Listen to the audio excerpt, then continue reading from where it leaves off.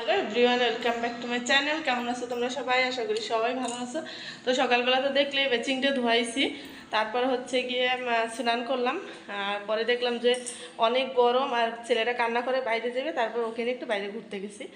তো এখন হচ্ছে কি ওদেরকে খাবার খাওয়াচ্ছি। এই যে দেখো একজন উঠে চলে আসছে। প্রচণ্ড গরম, তাই হচ্ছে গিয়ে প্যান্ট পরাও নেই, শুধু হচ্ছে গিয়ে একটা গেঞ্জি পরে রেখেছি, আর কিছু জামা কাপড় ছিল বাইরে, সেগুলোও নিয়ে আসছি। এবার হচ্ছে গিয়ে রান্নাঘরে যাব, কিন্তু আমি আজকে রান্না করতে পারবো না, প্রচণ্ড গরম লাগছে, সাথে মাথাও ব্যথা করছে। তো ভাবলাম যে থাক তাহলে আজকে রান্নাঘরে না যাই, তোমাদের সাথে এমনি যা বাদ বাকি করি সেগুলোই শেয়ার করি। এই যে দেখো একটা ছেলে খাচ্ছে।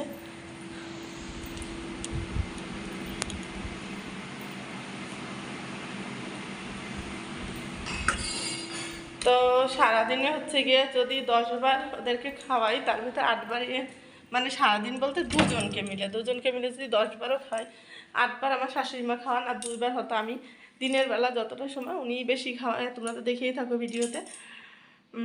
আসলে আমার অতটা ধৈর্য নেয় না, আমি জানি মা হিসেবে আমারই ধৈর্য নেওয়া উচিত, কিন্তু আমি খাওয়াতে গেলে ওদের মায়ের জুটে কপালে, এর চেয়ে আর বেশি কিছু না। তো চলো এখন হচ্ছে গিয়ে যাচ্ছি একটু, আবার পরে আসবো। এই যে দেখো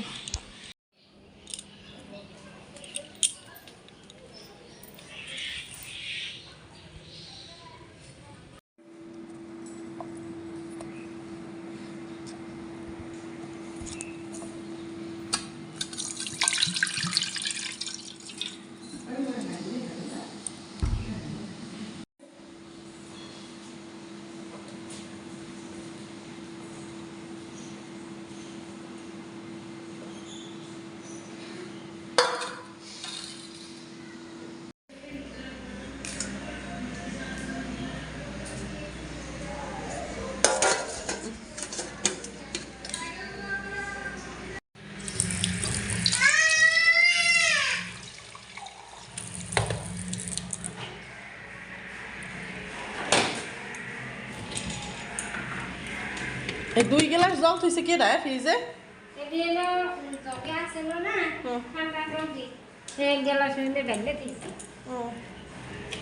তাহলে দিয়ে দিই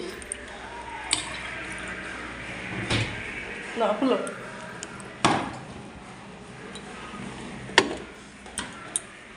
তাহলে বলে তো কেটে একটু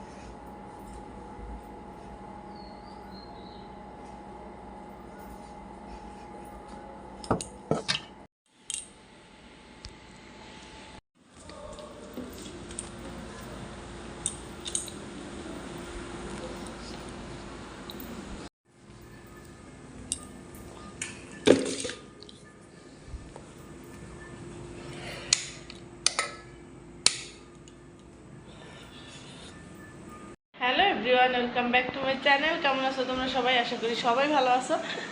আমার অবস্থা একদম নাজেহাল, যে হারে গরম পড়ছে মনে হয় যেন 46-47 ডিগ্রি হবে। তো এত গরমে ভালো আছি বলতে পারবো না, প্রচণ্ড শরীর খারাপ লাগতেছে। ছেলেরা অনেক কষ্টে ঘুমাইছে। আমার রুমে হচ্ছে গিয়ে মানে এসি চলে, কিন্তু তাও এসির পরেও মনে হয় যেন আরও আরও আরেকটা ডাবল এসি হলে ভালো হইতো, এত গরম। তো ওদেরকে ঘুম পাড়ায় চলে আসছি। আর আমার এখানে বেশ কিছু কাজ আছে, যে কাজগুলো নর্মালি আমি করতে পারি না, যেহেতু আজকে রান্না বান্না ছিল না, অনেক জামা কাপড় ধোয়া কাচা ছিল, ওগুলো সব গুছগাছ করব। তো আর গরম, যেহেতু রান্না ছাড়া যে কোনো কাজ করতে জানি এখনো, তাতেও গরম লাগে। তো তোমরা তো দেখতেই পেলে যে টুকিটাকি যা কিছু করলাম তো করলাম। এবার হচ্ছে কি বেশ কিছু জামা কাপড় আছে, ওগুলো গুছগাছ করবো। এদিকে দেখো বিছানাটাও গুছিয়ে এনেছি। আমাদের ঘরে বিছানার চাদর একদিনের বেশি বা 2 দিনের বেশি রাখা যায় না খাটে, যেহেতু আমার টুইন বেবি, ওরা যে কোনো সময় হচ্ছে কি বিছানার উপর প্রসাব করে দেয়, একটা বাজে দুর্গন্ধ আসে। তাই আমি আজকে প্রসাব করলে সাথে সাথে চাদর উঠেই নিই, একদম মানে ওদের কাঁথার মতো। তো এই যে চেঞ্জ করে নিছি, দেখো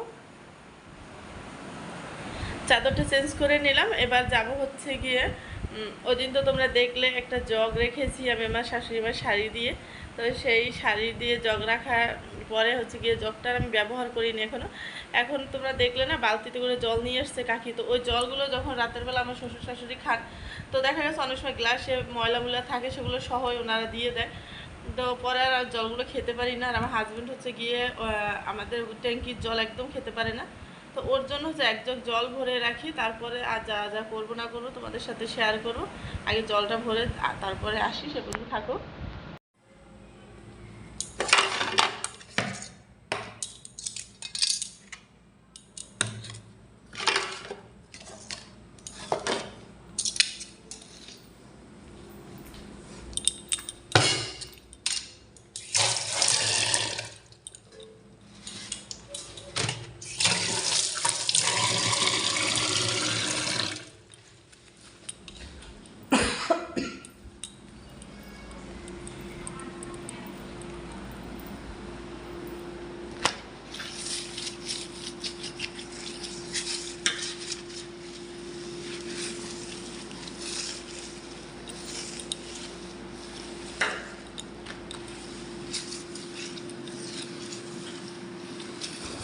একটা সংসারে বলতে গেলে এত পরিমাণ কাজ থাকে, কাজ করলে সত্যি কথা বলতে সারা দিন কাজ করা যায়, কিন্তু এত গরমে কে কাজ করে ভাই? রান্না বান্না করে খেতেই কষ্ট, মানে বলার বাহিরে। মানে আমরা যে ঘরে থাকি, আমাদের কষ্টটা হয়তো মানে ছেলে মানুষ কম বুঝবে, তারা বলবে আমরা ঘরে থাকি। ঘরেও একটা কাজ করতে গেলে গরম লাগে, গরম লাগে না এমন না। চলো, টেবিলটা খুব সুন্দরভাবে পরিষ্কার করে নিলাম। অনেক দিন বাদে আমার টেবিলটা খুব সুন্দরভাবে পরিষ্কার হলো, এতদিন নোংরা হয়েই ছিল। আর এদিকে দেখেছো ওই যে কর্নারটা, টেবিলের কর্নারটা অনেক জামা কাপড় গুঁড়ো হয়েছিল, অনেক জামা কাপড়। সেই জামা কাপড়গুলো ওই যে এটা দেখতে পাচ্ছ বক্সটা, এটার ভিতরে বালতিটার ভিতরে ভরে রেখেছে। আর এদিকে দেখো আমার ছেলেদের বাবা কতগুলো চটপটি নিয়ে আসছে, এই গরম আবার তারপর চটপটি নিয়ে আসছে।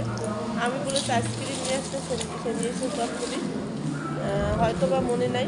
তো এতদিন বাদে চটপটি খাচ্ছি, খারাপ লাগছে না অতটা, কিন্তু অতটা গরমও ছিল না। চটপটি একটু গরম গরম হলে খেতে ভালোই লাগে, লাগে যেন গঙ্গার পানি, এমন অবস্থা হচ্ছে। তো ওখানে দাঁড়িয়ে খেলে ওরা হচ্ছে গিয়ে খুব সুন্দর করে খাবারটা বানিয়ে দেয়, ভালোই লাগে খেতে। বাড়িতে নিয়ে আসলেই দেখা গেছে মানে আমরা ওইভাবে বানাতে পারি না, অতটা ভালো লাগে না। আর হচ্ছে গিয়ে ওখানে বসে খেলে হয়তো একটু ডিম দেয় বেশি করে, সব কিছু মানে বেশি বেশি দেয়, বা যেটা আমাদের কম হয় সেটা আমরা বলি যে ডিম খেতে ভালো লাগে। আর বাড়িতে নিয়ে আসছে, দেখো কেমন একটা দেখতে কালার, আমি দেখাচ্ছি তোমাদের।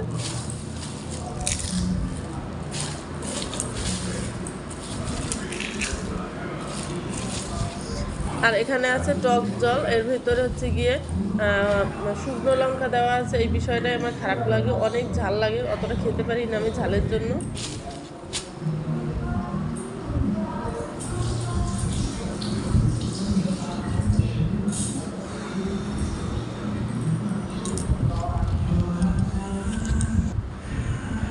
এই যে দেখেছো, অতটা খারাপ লাগে না খেতে। আর এদিকে দেখো আমাদের চটপটি খাওয়া শেষ, আমি আমার ছেলেকে নিয়ে যাচ্ছি আমাদের ঘরের সামনে যে দাদু আছে, তাদের হচ্ছে আজকে চিন্নাতের মেলা আছে, তো সেখানে যাব।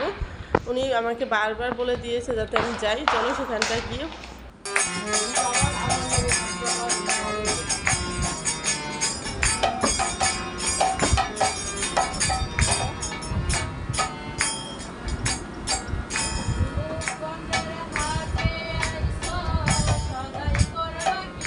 আমি যেহেতু মানে ক্যামেরাটা ধরিনি, অন্য আরেকজনকে দিয়ে ধরিয়েছিলাম, তাই দেখো ক্যামেরাটা কিন্তু মানে লম্বাভাবে ধরেছে, ভিডিওটা ভালোভাবে আসছে না, প্লিজ তোমরা একটু কষ্ট করে দেখে নিও।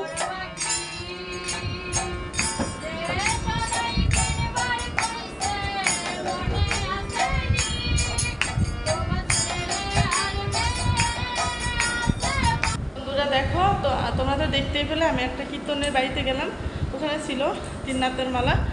তো আমি বেশি সময় থাকিনি, যেহেতু আমার ছেলেদের প্রচুর গরম লেগে গেছে, তাই ওকে নিয়ে আমি চলে আসছি। আর ওখানে গিয়ে দেখো কতগুলো পান খেয়ে চলে আসছি, কষ্ট হয়ে গেছে, মাত্র সিঁড়ি বেয়ে উপরে আসলাম।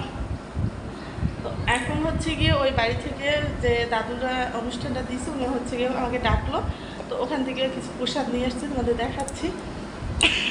যেহেতু গরম তাই তারা খিচুড়ি করেনি, ভাত ডাল এগুলো করেছে।